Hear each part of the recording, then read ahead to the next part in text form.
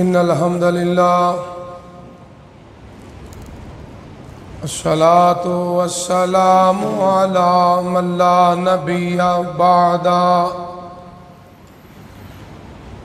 فأعوذ بالله السميع العليم من الشيطان الرجيم بسم الله الرحمن الرحيم وتصريف الرياح والسحاب المسخر بين السماء والأرض لآيات لقوم يعقلون صدق اللہ العظیم۔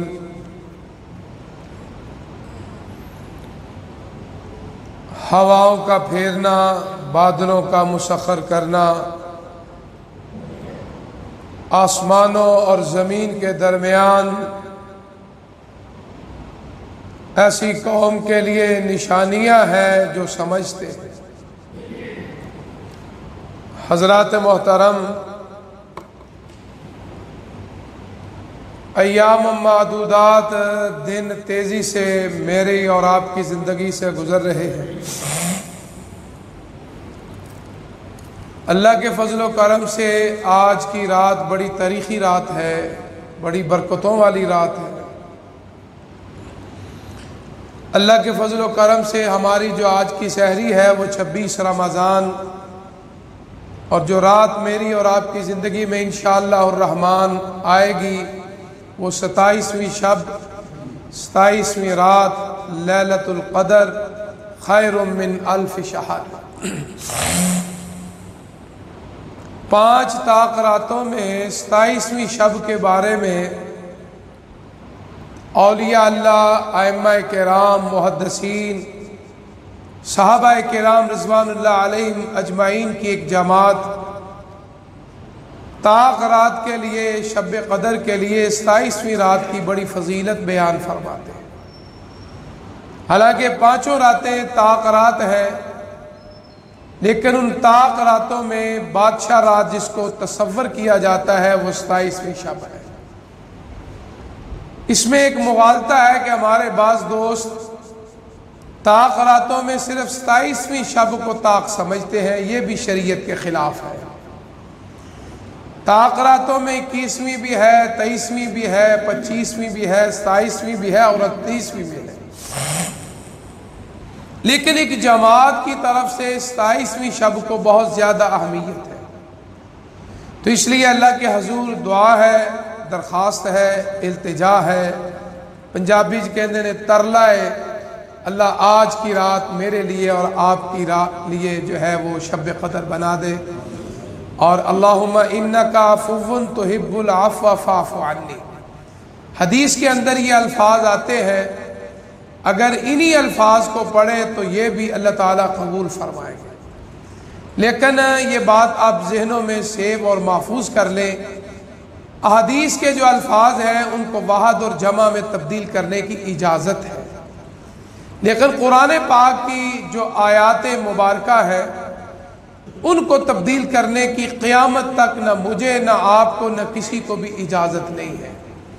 اس لیے قرآن پاک کی کوئی بھی دعا ہے آپ اس کو اپنی مرضی سے تبدیل نہیں کر سکتے۔ مثلا سورہ فاتحہ ہے، میں اور آپ جب اکیلے بھی نماز پڑھیں یا جب جماعت نماز پڑھیں تو ہم نے کیا پڑھنا ہے؟ اہدنا الصراط المستقیم، وہاں جمع کا صیغہ ہے۔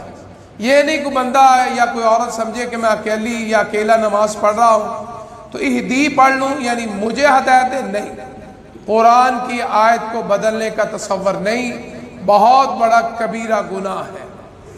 اور اسی طرح قرآن پاک کی اسی صورت میں جو میں اس لیے مثال دے رہا ہوں، یہ ہم زیادہ صورت پڑھتے ہیں، ہر رکعت میں پڑھتے ہیں، ایاک نعبد و ایاک نستعین۔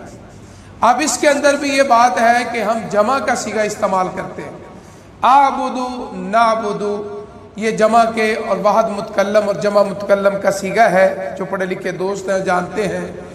اعبدو ماشاءاللہ حافظ صاحب بیٹھے ہیں، مقرم مسجد کے اسٹوڈنٹ ہیں۔ اعبدو کا معنی ہوتا ہے واحد متکلم، میں اللہ کی عبادت کرتا ہوں، یعنی چاہیے تو یہ تھا کہ اگر ایک آدمی اکیلا نماز پڑھ رہا ہے تو اسے تو یہی چاہیے تھا نا ایاک اعبد و ایاک استعین. نہیں، اس کا مطلب ہے کہ اللہ نے جو فرمایا ہے کہ زبان الہی سے جو کلمہ نکلا ہے دنیا کی کوئی نعت اس کلمے کو تبدیل نہیں کر سکتی. انا نحن نزلنا الذکر و انا لہ لحافظون.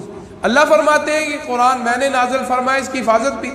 اب اس کے حروف کو تبدیل نہیں کر سکتے. حفاظ کرام، قرۂ کرام، ائمہ، خطیب، واعظ، اگر وہ چاہے کہ میں جملہ تبدیل کر لوں وہ کبیرہ گناہ کا مرتکب ہے، استغفر اللہ. اس لیے ایاک نعبد و ایاک نستعین. اسی طرح آگے آپ چلے جائیں، اہدنا الصراط المستقیم، یہاں بھی جمع کا صیغہ ہے. تو اس لیے قرآن کے الفاظ کو آپ اور میں تبدیل نہیں کر سکتے. ہمارے ایک استاد محترم تھے ہندوستان کے، وہ پاکستان میں علم حاصل کرنے کے لیے آیا اور پھر پاکستان بن گیا تو واپس نہیں گئے. وہ شیخ ابو البرکات رحمہ اللہ، ہمارے پاکستان کے جتنے بھی جید علماء کرام ہیں وہ ان کے شاگرد ہیں یا ان کے شاگردوں کے شاگرد ہیں. میں بھی ان کا شاگرد ہوں. میرے والد محترم شیخ اعظم رحمہ اللہ وہ بھی ان کے شاگرد تھے. تو ان سے کسی ایک آدمی نے، طالب علم نے ایک سوال کیا تھا کہ یہ جو خطبہ حضرات ہیں یہ قرآن مجید کی تلاوت کرتے ہیں اور بڑی سر میں قرآن پڑھتے ہیں، تو بسا اوقات یہ جملہ، یہ الفاظ کو تبدیل کر دیتے ہیں، کیا یہ شرعاً جائز ہے؟ تو انہوں نے یہ ایک فتویٰ دیا تھا اس دور میں کہ قرآن مجید تو قرات سے پڑھنا چاہیے، اگر سر میں پڑھنا ہے تو اس کے صیغوں کا خیال رکھنا ہے. تو انہوں نے ایک مثال دی تھی، جس طرح قالا قرآن مجید میں آتا ہے، قالا اللہ نے فرمایا، تو کہتے ہیں یہ جو ہمارے واحد ہیں وہ کہتے ہیں قالا. لو آپ جانتے ہیں یہ قالا وحد کا صیغہ ہے، اللہ ایک ہے، قل هو اللہ احد. تو وہ جب وہ قالا کھچ کے ذرا سر لا کے پڑھ دینا تو وہ فرمایا کرتے تھے اس کا معنی تثنیہ کا معنی بن جاتا ہے. استغفر اللہ. قالا قالا یہ تثنیہ، قالو جمع کا صیغہ، یعنی ایک رب نے نہیں فرمایا استغفر اللہ ثم استغفر، کس نے فرمایا؟ دو ربوں نے فرمایا. تو وہ سختی سے منع کرتے تھے کہ قرآن جب بھی پڑھو اس کے اعراب، وہ تو ہمارے لیے ہے، عرب قوم کے لیے تو نہیں تھا، لیکن ہمارے لیے اعراب کا بھی خیال رکھنا چاہیے، کیونکہ زیر زبر پیش کے ساتھ جو ہے معنی تبدیل ہو جاتا ہے. مثلا ضربتو، اب تا کے اوپر اگر پیش آ گئی ہے تو اس کا معنی ہوتا ہے میں نے مارا. ضربتا تو یہ معنی فرق، تو نے مارا. دیکھو پیش کے ساتھ اور زبر کے ساتھ ایک پورے معنی کی شکل بدل گئی ہے. تو اس لیے ہم اجمی لوگ ہیں، جب بھی قرآن مجید کی تلاوت کریں اس کے زیر اور زبر کا پیش کا خیال رکھیں، کہیں قرآن پڑھتے ہوئے کوئی گناہ نہ ہو. ایک ہوتا ہے بغیر ارادے سے پڑھنا، ایک ہے بھول کے پڑھنا. مثلا ایک آدمی اٹک اٹک کے قرآن پڑھتے ہیں. مثلا ہمارے بعض بزرگ ہیں جنہوں نے قرآن نہیں پڑھا، یا دیہاتوں میں، گاؤں میں جس طرح لوگ ہمیں پڑھاتے تھے، یا جس طرح کے وہاں قاری تھے اس دور میں، وہ اتنا تجوید نہیں تھی، اتنی قرأت نہیں تھی. تو اگر وہ قرآن پڑھتے ہوئے اٹکتا ہے تو وہ اٹکنا اور چیز ہے، غلط پڑھنا اور چیز ہے. اٹک کا معنی ہے کہ جملہ الفاظ جو ہے وہ زبان پہ نہیں چلتا. تو اللہ کے رسول صلی اللہ علیہ وسلم فرمایا اس اٹکنے والے آدمی کو، عورت کو ایک ثواب نہیں، اللہ ڈبل ثواب عطا فرمائے گا، کیونکہ اس کی نیت ٹھیک ہے، وہ قرآن پڑھ رہے ہیں. تو اس لیے میرا بتانے کا مقصد یہ ہے کہ یہ آج 27ویں شب ہے اور اکثر مساجد کے اندر آج تکمیل قرآن ہے. اب اس میں ایک مسئلہ یہ بھی آتا ہے کہ یہ کیا ضروری ہے کہ تاخیرات کو قرآن مجید مکمل کے، یہ کوئی بات نہیں ہے. پورے رمضان کے اندر آپ جب چاہیں قرآن مجید کو تکمیل کر سکتے ہیں. تو بہرحال یہ اس لیے کہ تاخیرات جو ہے فضیلت والی رات ہے، قرآن کے نزول کی رات ہے، کیونکہ اللہ فرماتے ہیں انا انزلناہ فی لیلۃ القدر. اس کے علاوہ بھی قرآن مجید کی تکمیل آپ کر سکتے ہیں، جس طرح آپ گھروں میں قرآن پڑھتے ہیں. کوئی آدمی 4 دن میں پڑھ لیتا ہے، کوئی آدمی 6 دن میں پڑھ لیتا ہے، کوئی آدمی 7 دن میں پڑھ لیتا ہے، کوئی پورے مہینے میں پڑھ لیتا ہے. ہر ایک کا سٹائل اور انداز پڑھنے کا اپنا اپنا ہے. تو اس لیے قرآن مجید بڑی باعث برکت اللہ کی کلام ہے. اس کے اندر تحریف کرنا، اس کے صیغوں کو بدلنا، یہ شرعاً کسی کو بھی اجازت نہیں ہے. آپ جب بھی قرآن پڑھیں ان چیزوں کا خیال رکھیں. اللہ مجھے اور آپ کو اس پہ عمل کرنے کی توفیق عطا فرمائے. تو اس آیت مبارکہ کے اندر جو اللہ کی قدرتیں بیان فرما رہی ہیں، اللہ فرماتے ہیں یہ ہواؤں کا پھیرنا جو اس کا مطلب یہ ہے ہوا اللہ کے تابع ہے، چاہے مشرق کی طرف چلا دے، چاہے مغرب کی طرف چلا دے، چاہے شمال کی طرف. کبھی آپ دیکھیں کبھی ہوا اس طرف سے آ رہی، کبھی اس طرف سے آ رہی. اب یہ میرے حکم سے یا آپ کے حکم سے تو نہیں. اب اس میں حکمتیں کیا ہے وہ اللہ جانتا ہے کہ اس طرف ہوا چلانی اس کا مقصد کیا ہے. اب یہ ہوا کسی انسان کے تابع نہیں سوائے ایک حضرت سلیمان علیہ السلام کو اللہ نے یہ معجزہ عطا فرمایا تھا کہ ہوا ان کے تابع تھی. آپ جب کہتے ہوا چلنی شروع ہو جاتی, اب جب چاہتے اس کے کہتے ہوا ٹھہر جا, ہوا ٹھہر جاتی, دائیں طرف بائیں طرف آگے پیچھے. یہ جناب سلیمان علیہ السلام کا معجزہ. اور اسی لیے حضرت سلیمان علیہ السلام نے اپنے رب کے حضور دعا کی تھی, اے رب العالمین ارحم الراحمین, مجھے وہ بادشاہی عطا فرما جو کسی اور کو عطا نہ ہو.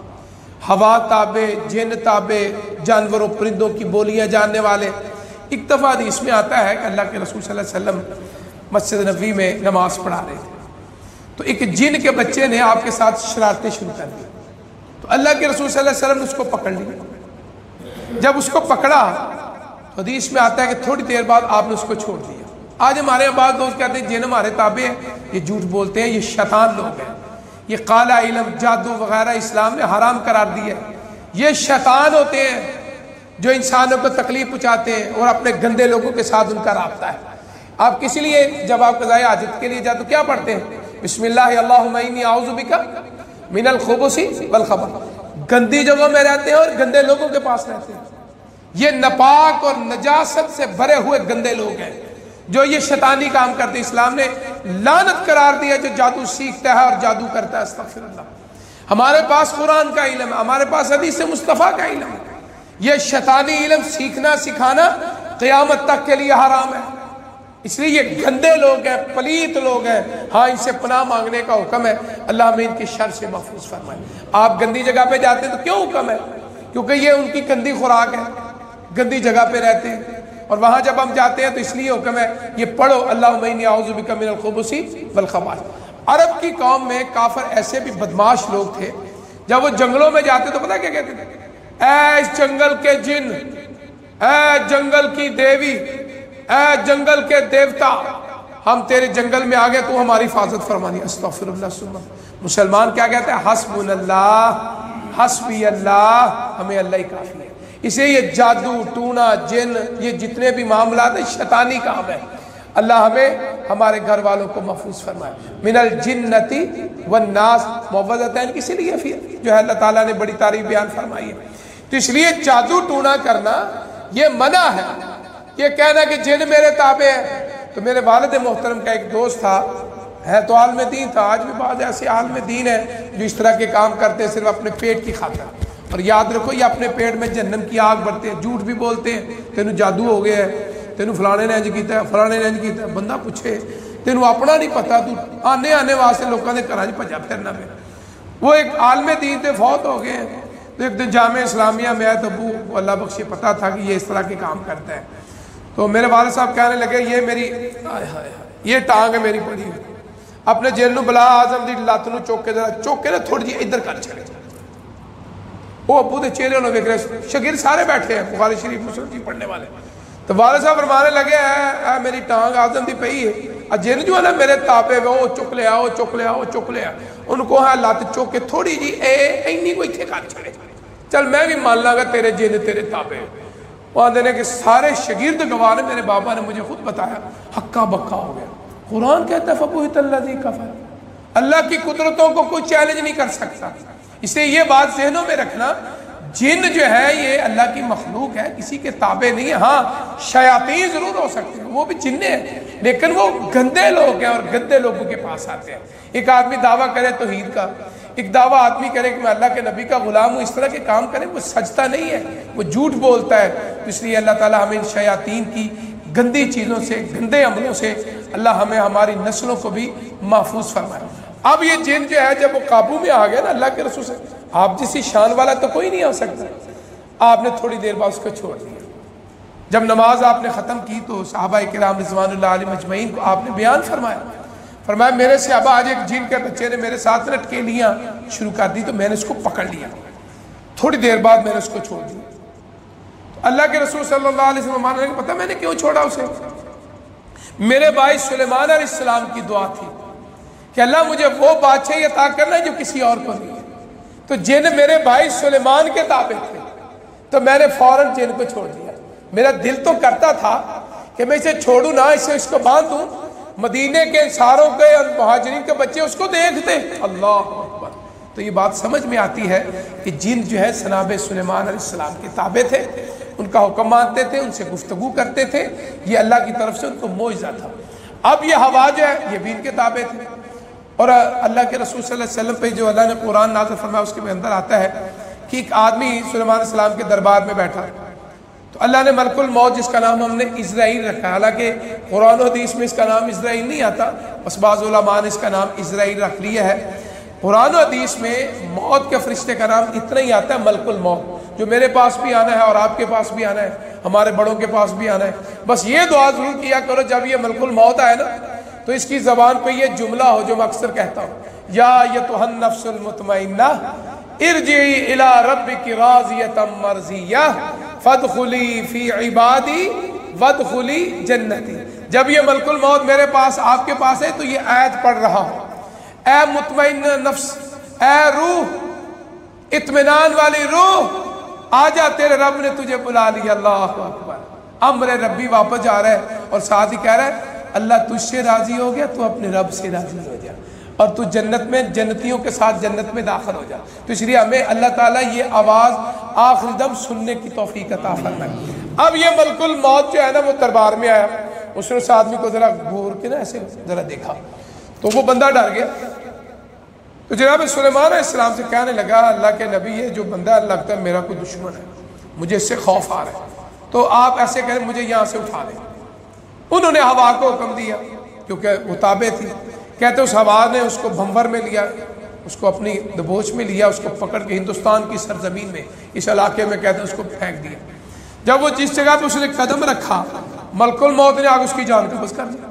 اللہ، فوت ہو گیا. کچھ دنوں کے بعد وہ ملک الموت پھر جناب سلیمان علیہ السلام کے دربار میں آئے. فرشتے تھے، اللہ کی مخلوق تھی.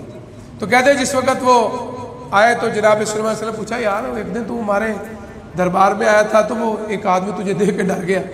تو کہنے لگے سلیمان علیہ السلام اصل میں بات یہ تھی کہ میں نے اس کی جان قبض کر لی تھی، اور جس جگہ جان قبض کرنی تھی وہ جگہ بھی بڑی دور تھی اور ٹائم بھی قریب تھا. میں سوچ رہا تھا کہ میرا رب، جس رب نے مجھے حکم دیا ہے کہ اس آدمی کی جان قبض کرنی ہے، وہ دربار سلیمانی میں کھڑا ہے. اور اللہ نے ایسا سبب پیدا کیا اور اپنے ہوا کو حکم دیا، ہوا نے ادھر وہاں پہنچا دیا، میں نے جا کے اس کی جان قبض کر لی. اللہ اکبر. تو پتہ چلا ہوا کسی کے تابع نہیں، اللہ کیا ہے. تو اللہ نے جناب سلیمان علیہ السلام کو یہ معجزہ عطا فرمایا. آگے دوسری آخری نشانی جو اس آیت مبارکہ میں ہے، وَالسَّحَابِ الْمُسَخَّرِ بَيْنَ السَّمَاءِ وَالْأَرْضِ، یہ جو بادل ہے پوری دنیا میں گھومتے ہیں اور ان بادلوں میں پانی ہے. اللہ اکبر. اور کہیں یہ پانی عذاب کی شکل میں بن جاتا ہے. استغفر اللہ. بارش ہوتی ہے رکتی نہیں، تھمتی نہیں، ہر چیز کو تباہ و برباد کر دیتی ہے. اس لیے دعا ہے نا جب بادل کو دیکھو تو رحمت کی دعا کیا کرو، اللہ یہ بادل آیا اس میں رحمت کی برکھا نازل فرما، ہمارے لیے کسی اور کے لیے آزمائش نہ بن جائے. اب یہ بادل کہاں ہے؟ زمین و آسمان کے درمیان ہے، آسمان کے ساتھ نہیں چپٹے ہوئے.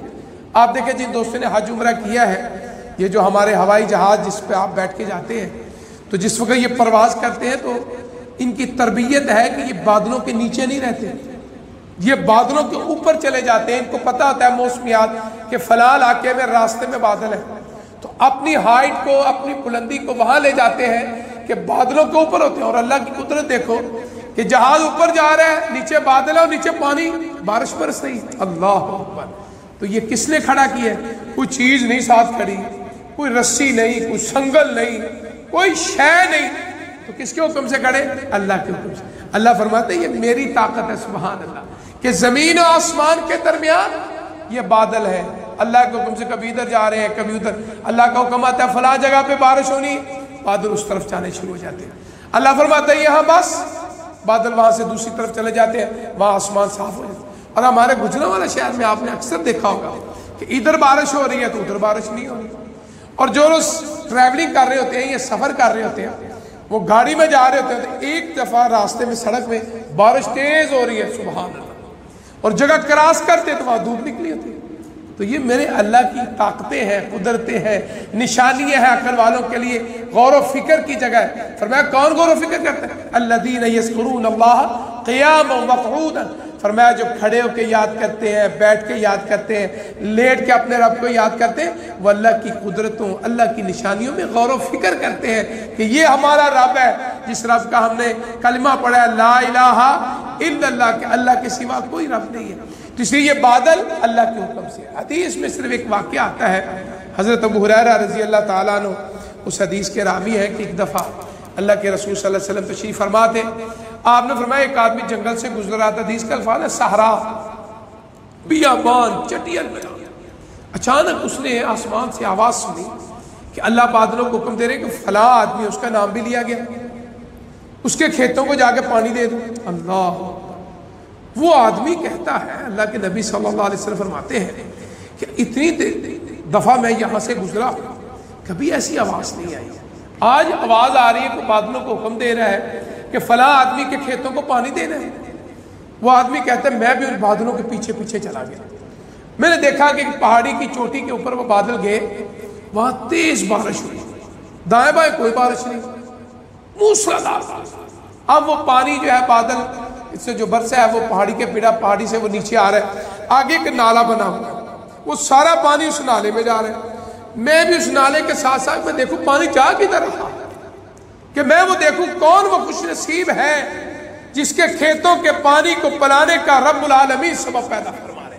کہتے ہیں میں پیچھے پیچھے گیا، آگے دیکھا ایک آدمی وہ جو ہے نا اپنے کھیتوں کو، وہ پانی جو آ رہا ہے نا تیزی سے اپنے کھیتوں کو سیراب کر رہا ہے۔ تو میں اس کے قریب گیا، میں نے سلام پیش کیا، میں نے اس آدمی سے پوچھا کہ بھائی تیرا نام کیا ہے، تیرے ابو کا نام کیا ہے؟ اس نے کہا جی میرا یہ نام ہے، یہ میرے ابو کا نام۔ وہ کہنے لگا وہی نام تھا جو میں نے آسمانوں میں آواز میں سنا تھا۔ کہتے ہیں میں بڑا خوش ہوا، میں اس کے قریب گیا، میں نے کہا بھائی میں ایک مسافر ہوں، میں فلاں جگہ سے آیا ہوں، میں نے راستے میں یہ آواز سنی تھی، میں نے تجھے دیکھا نہیں، میں نے تیرا نام نہیں سنا، میں نے یہ تیرا نام، تیرے باپ کا نام میں نے سنا، بادلوں کو وہ حکم دے رہا ہے۔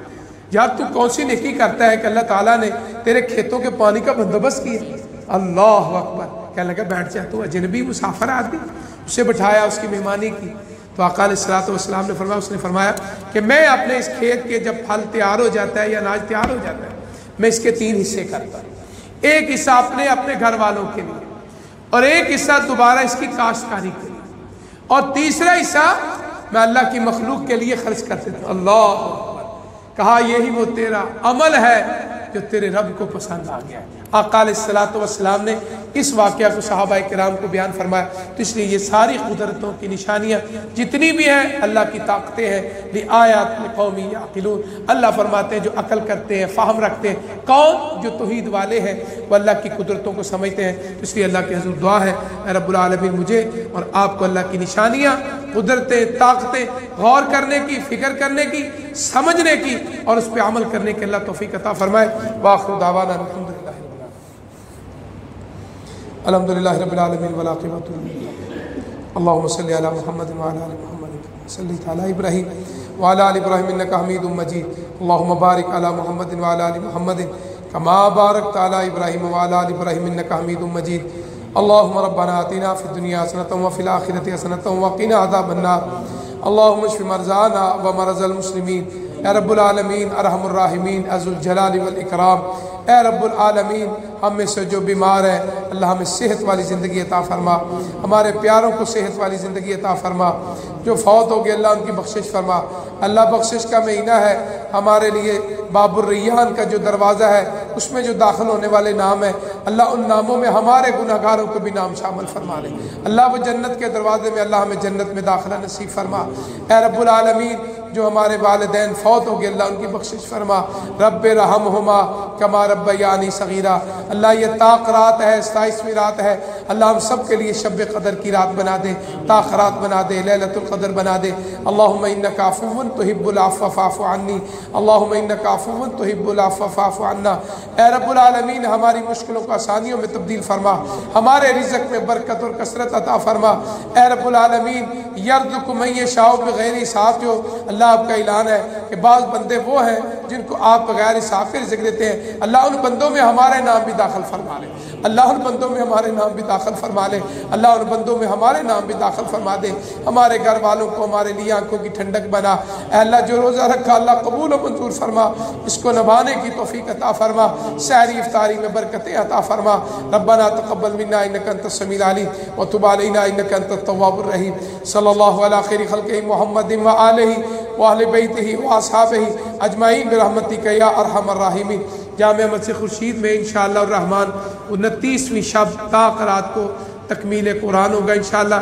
دعا ہوگی، آپ دوست آپ خود بھی تشریف لائیں، اپنے بچوں کو بچیوں کو اپنے گھر والوں کو ضرور لے کر آؤ، پھر زندگی میں دوبارہ موقع ملے یا نہ ملے تو اللہ کے حضور دعا ہے اللہ تعالی ہمیں اس تا قرات کو دین سمجھنے کی، سمجھانے کی، اللہ کے گھر میں بیٹھنے کے اللہ توفیق عطا فرمائے۔